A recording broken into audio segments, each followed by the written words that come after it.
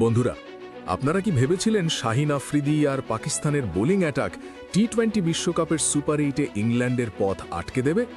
যদি তাই ভেবে থাকেন, তবে পাল্লেকেলের মাঠে আজ হ্যারি ব্রুক যা করেছেন তা দেখে আপনার চোখ কপালে উঠতে বাধ্য।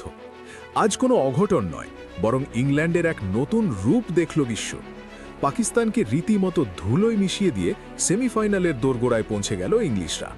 আর ম্যাচের পর হ্যারি ব্রুক ভারতীয় দল নিয়ে যা বললেন তাতে তোলপাড় শুরু হয়েছে ক্রিকেট বিশ্বে। আজকের ভিডিওতে আমরা হ্যারি ব্রুকের সেই বিস্ফোরক বয়ান এবং ম্যাচের রোমাঞ্চকর মুহূর্তগুলো আপনাদের জানাবো, তাই ভিডিওটি একদম স্কিপ করবেন না। পাল্লেকেলের টার্নিং পিচে 165 রানের লক্ষ্য তাড়া করতে নেমে ইংল্যান্ডের শুরুটা ছিল ঠিক কোনো দুঃস্বপ্নের মতো।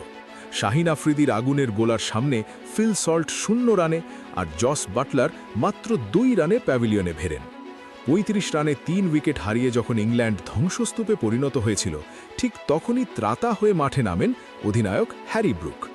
ব্রুক আজ শুধু ব্যাটিং করেননি, বরং পাকিস্তানি বোলারদের নিয়ে রীতিমতো ছেলে খেলা করেছেন।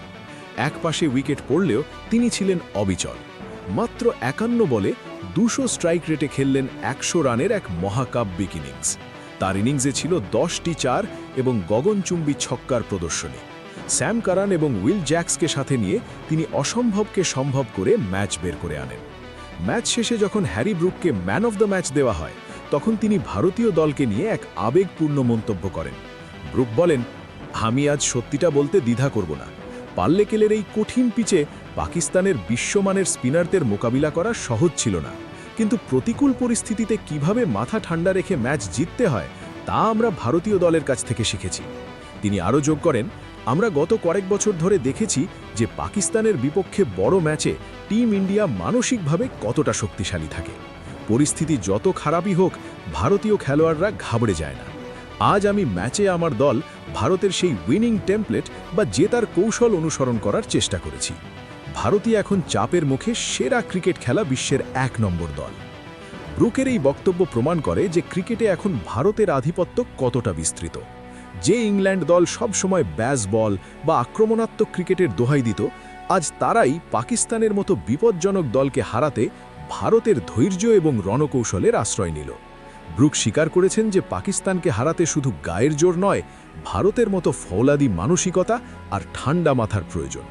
তো বন্ধুরা, হ্যারি ব্রুকের এই শতক আর টিম ইন্ডিয়াকে নিয়ে তার এই উদারতা আপনাদের কেমন লেগেছে?